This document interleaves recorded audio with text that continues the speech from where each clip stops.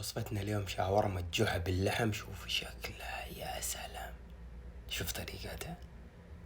استخدمت لحم غنم بقطعه لشرايح مرة خفيفة بهذه الطريقة. شايفين كيف؟ عشان يستوي معانا وقت الطبخ وما ياخذ وقت. هنا عندي اللحم صار جاهز. بتبل بالزيت زيتون، ملعقة كبيرة زبادي. هنا عندي نص حبة بصل فرمتها فرم ناعم. بعدها أضيف البهارات: ملح وفلفل أسود، شوية هيل، شوية جوز طيب، كمون، فلفل، شوية قرفة وزنجبيل بودرة. أنزلهم مع بعض وتبل اللحمة كويس. وكده صارت جاهزة. باخدها على الثلاجة تقريبا ساعة ساعتين، وإذا أخذت وقت أطول يكون أفضل. ولصوص الطحينة 4 ملاعق طحينة، ملعقتين زبادي، شوية كمون وملح، شوية خل، شوية ثوم، عصرة بسيطة، ليمون. وصب الموية بالتدريج لين أوصل للقوام المطلوب.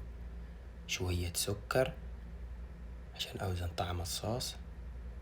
وللصوص الثاني كاتشب وشطة وخردل، شوية مايونيز. أخلطهم كويس مع بعض. في مقلاة صبيت شوية زيت، ضفت الشحم وحركه على نار متوسطة. هذه الخطوة بتعطي اللحم نكهة مرة لذيذة. بعدها أشيل الشحم على الجنب وأعلي النار وأنزل الشاورما وأخليها لثواني.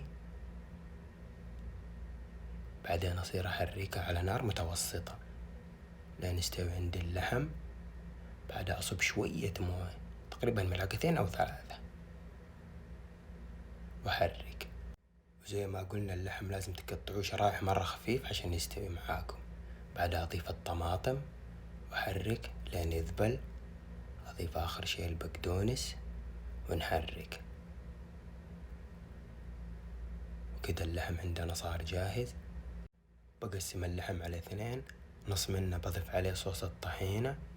يا سلام. النص الثاني صوص الخردل. الخردل ضيفوا شيء بسيط بس ما تكثروا. هنا عندنا الساندويش صار جاهز.